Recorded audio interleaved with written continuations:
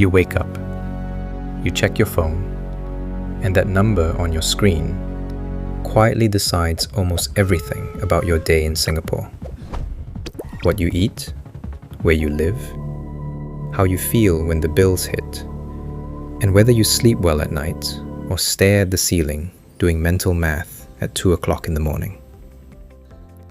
On paper, Singapore is one of the wealthiest countries on earth, with an average household net worth of over 1,755,000 Singapore dollars.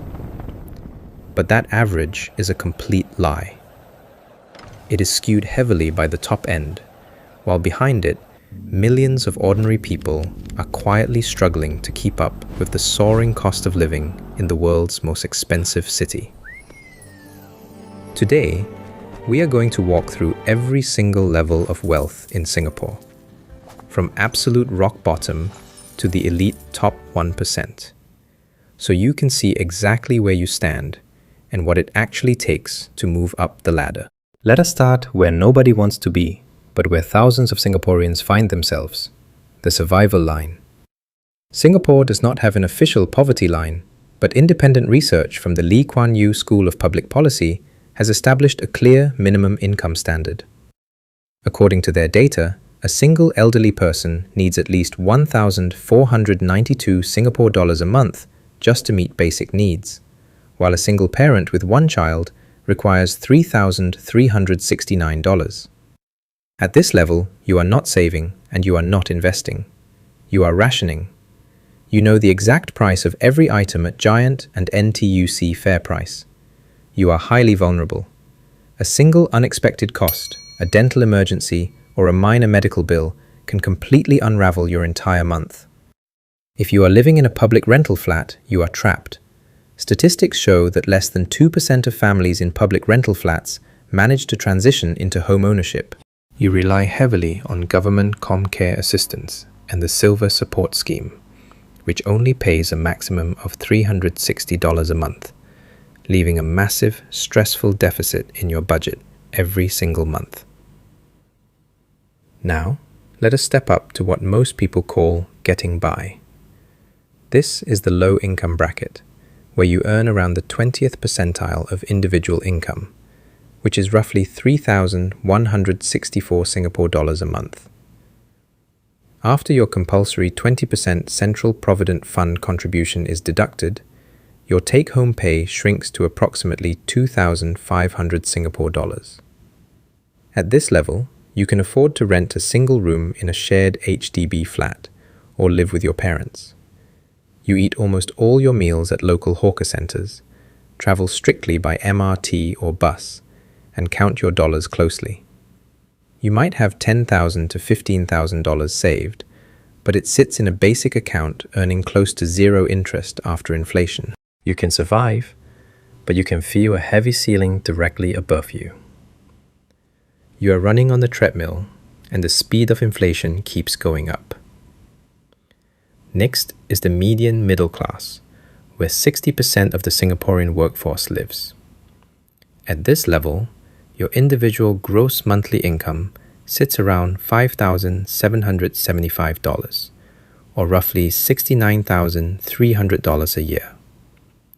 If you are married, your household net worth is likely around the national median of $134,308 per adult. You are almost certainly living in an HDB public housing flat. But here is the trap of the Singaporean middle class. You are asset rich, but cash poor. Over 70% of your entire net worth is illiquidly locked away in your home equity and your Central Provident Fund accounts.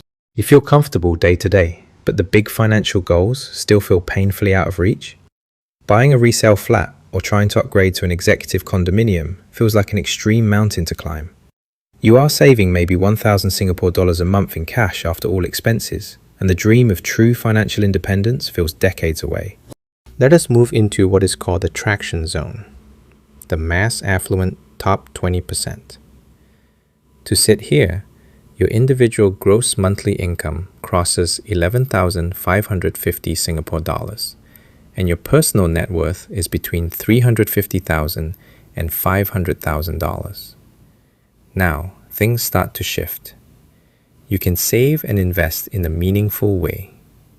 You comfortably afford a 4-room resale HDB flat or a mortgage on a premium executive condominium.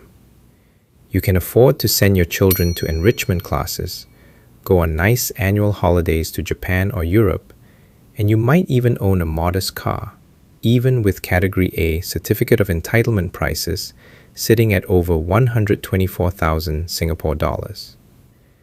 This is the level where you start actively using the Supplementary Retirement Scheme, or SRS, to invest up to $15,300 a year tax-free. You go from surviving to strategizing, and that shift changes your entire future. Next, you enter the high earner top 10%. Your individual taxable income is above 15,540 Singapore dollars a month, and your personal net worth is between $800,000 and $1.2 million. At this point, you comfortably own a private mass market condominium, and your CPF is incredibly healthy. You have fully capped your basic healthcare sum at $79,000, which means your extra contributions are overflowing into your special account to earn a guaranteed, risk-free 4% interest. You easily qualify for DBS Treasures Priority Banking, which requires a minimum of 350,000 Singapore dollars in investable assets. You have a dedicated relationship manager, you bypass the long queues, and you get access to preferential interest rates. But the biggest risk at this level is lifestyle creep. You start comparing yourself to those above you. Upgrade to luxury cars, lease expensive properties, and suddenly, a high-income household can feel just as stuck as a middle-class one, because your spending expanded to match your pay rise. Now, we reach the top 5% of Singapore. To be here, your individual gross income is above $23,667 a month, and your personal net worth sits between $2.5 million and $4 million. This is the level where wealth genuinely starts to compound. You likely own a premium private condominium worth over $2 million, and your investment portfolio is throwing off tens of thousands of dollars a year in completely tax-free dividends. More importantly, you meet the strict Monetary Authority of Singapore requirements to become an accredited investor. This unlocks the door to private equity, venture capital, and hedge funds that are completely closed to retail clients. You also gain access to portfolio financing, allowing you to borrow up to 70% against your stock portfolio at incredibly low rates to buy more assets without selling your shares. You have stopped trading your time for money and are officially trading your money for time. Finally, we reach the elite top 1%. You have a net worth of at least 7.2 million Singapore dollars and an annual pre-tax income of over $919,000. At this level, you do not think about daily expenses. You reside in a good-class bungalow or a massive penthouse in prime central districts like Orchard or Bukit Timah. You own multiple properties, comfortably paying the 20% additional buyer's stamp duty on your second home. You are serviced by elite private banks like DBS Private Bank, which requires a minimum of $5 million in assets under management.